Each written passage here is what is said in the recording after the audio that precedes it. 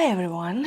Today I would like to talk about materials that are overhyped.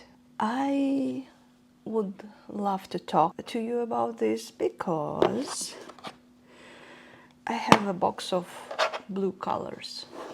That's not all my blue colors, but I do like blue colors. This is relatively small.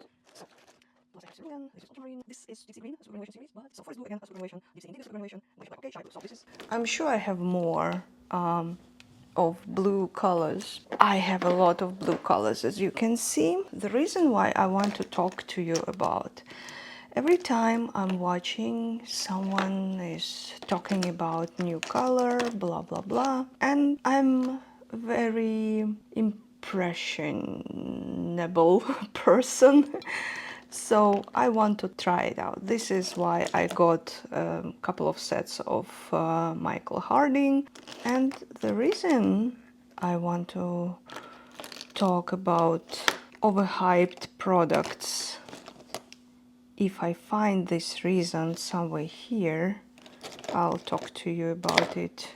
Yeah, because because the tubes are everywhere, as you can see. The reason is this color. It's Lapis Lazuli Genuine by Daniel Smith. I bought it. It's extremely expensive. Well, like twice as some of these colors, or even more. I believe that these Shinhan colors are very affordable, and yeah, I have a few of them. Obviously ultramarine, cerulean. I think cerulean was the most expensive out of those. I love granulating effect. My parents are geologists. I grew up with minerals and stones, precious, semi-precious stones, and some rocks. So I'm very into this topic.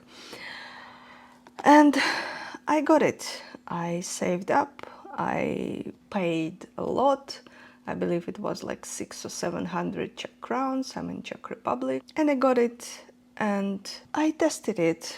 While tested on its own, it's a beautiful, moody color. And recently I was thinking about some night gothic castle, not gothic, medieval castle scenery, and I was like, oh wow, this probably could be a very nice supplement for ultramarine and burnt sienna, or transparent sienna in my case, substitute. I know that to not have a very vivid colors, you need to calm them down with the opposite colors from the color wheel. I have a couple of color wheels here. This is core. I created the whole palette from core colors. So this is my 29 colors from core and a few from not core. So I decided to stick to one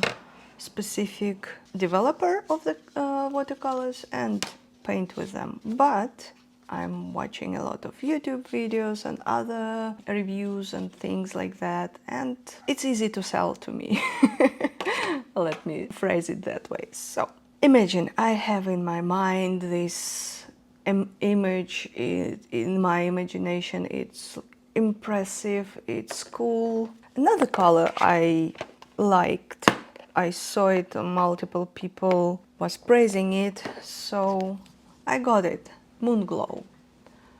It's a very nice muted violet color. I like it on its own, but again, it's not mixing with any other color at all, so it's three pigmented mixture. What do you think if I can mix with those anything? I tried. Let me put away these colors. Those colors, by the way, this deep sea is extremely useful for painting the winter landscapes. It's amazing. It's give you the frosty forest, the frosty mountains in the background, and it's amazing. I love it. Yeah, and this, for example, aqua green. What do you know about aqua green? It's a mixture of two phthalo colors. One is phthalocyan green, another one is phthalocyan blue, if I'm not mistaken. I remember seeing it and like, oh, I need it, I must have it. Like, what do you know? I can mix it myself easily, very easily, with not much effort.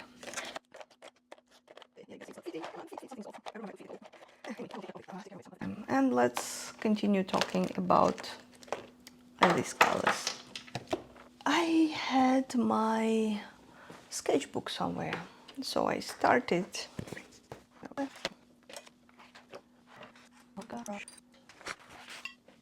This is a sketchbook, a watercolor book from Hanemule.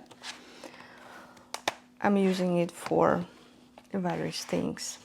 So let's talk about lapis lazuli. I'm going to put it here a little bit. And just for demonstration.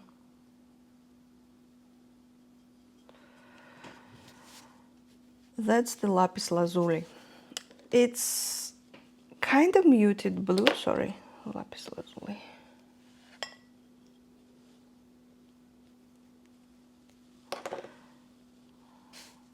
It's pretty dark on its own. A night sky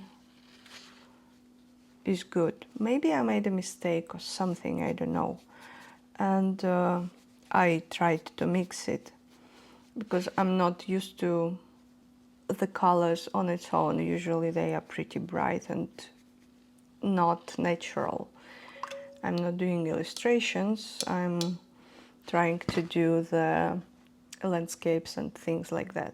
So, pretty cool. So here I have I'll use no, I don't use orange. I have a strange classification. I think the sienna is burnt orange. Yeah, where is it?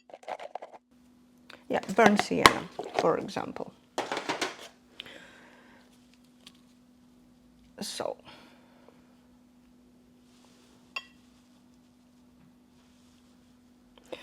burnt sienna from Shinhan is PR101, so it's red one.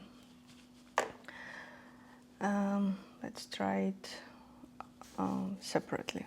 So it's kind of orange to me, sienna. And to mute the blue one, I need to mix it with some orange.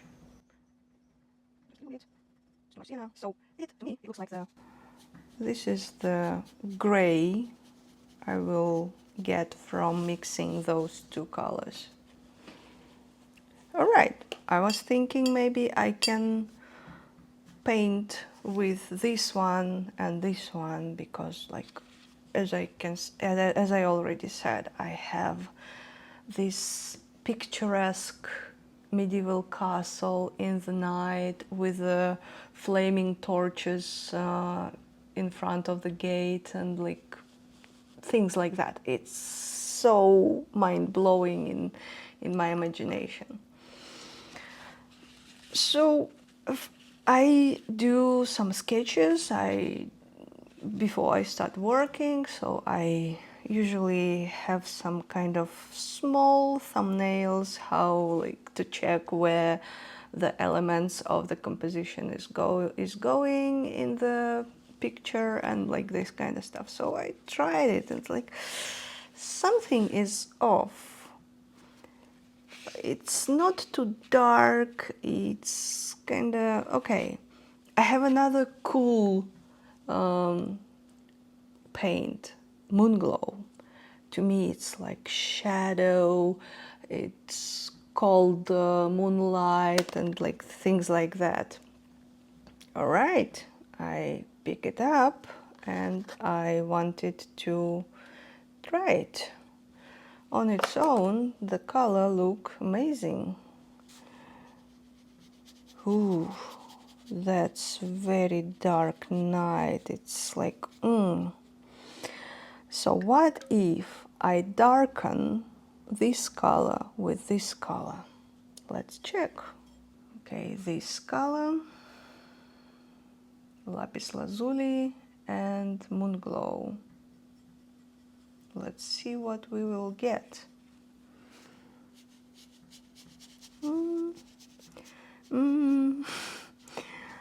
No, not actually what I am looking for. Let's mute it with the orange. A little bit more of this, a little bit more of that. What will we have? It's kind of warm. Did I add too much burnt sienna? I don't know. Let's add a little bit more of this and a little bit more of this.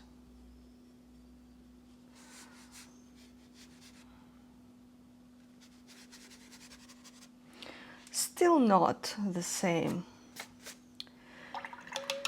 All right, so what I did a few thumbnails with those colors, those hyped, very cool, very expensive colors. And I will show you what the results were of the thumbnails.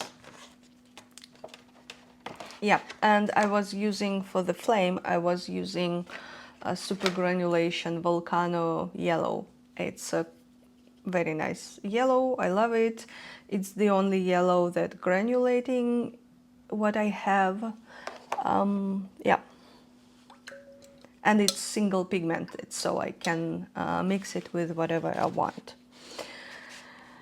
As you can see, I have here, this thumbnail is lapis lazuli with transparent sienna, volcano yellow and Mars black. It's not very dark at all. I went here. I went to moon glow, lapis lazuli and yellow. It's slightly better, but still too violet, too purple to my taste. What did I do? I got back to burnt sienna with ultramarine, and this is what I get. This is what I was looking for. And I did a small practice for one of the elements of the castle, and this is the result. This is the gate with the torches, with the flame on the torches and like this kind of stuff. So I ended up not using these cool, overhyped colors at all. And what the result is, this is the result. I'm not sure if it's visible anyhow, but this is the result. This is my castle. Yes, I had to use a little bit of white watercolor, like zinc white, to make the figurine pop, and a little bit of touches of white where the torches are. But other than that, everything is ultramarine plus burnt sienna. The light is yellow, and I added a little bit touches of this perlin green for the fir tree and like some bushes around the castle, just to hint that some greenery is happening around. I ended up using the most standard colors to create this painting. And what do I think, what my thoughts are? to stop yourself from acquiring everything that you see and hear from others. That's a trap. Fight your acquisition syndrome and stick with whatever the simplest colors you have. That's awesome. Yeah, I believe I have a few. Where is it? Yeah, here it is. This is when I got these colors. Those are Daniel Smith. This is the lapis lazuli. This is the kyanite, and I don't remember those. Yeah, stick to what you have unless you're really into experimentation. You can see I barely used this color ever. This I was using because I was painting in grisaille technique, where you use just one color. It's like basically a value studies. So I used this for few paintings, but other than that, I did not find any use case for those two colors. And yeah, think twice before you run for some new shiny art material to acquire. And I hope I saved you a couple of bucks and you will thank me later. Thank you for watching and have a nice day. Bye bye.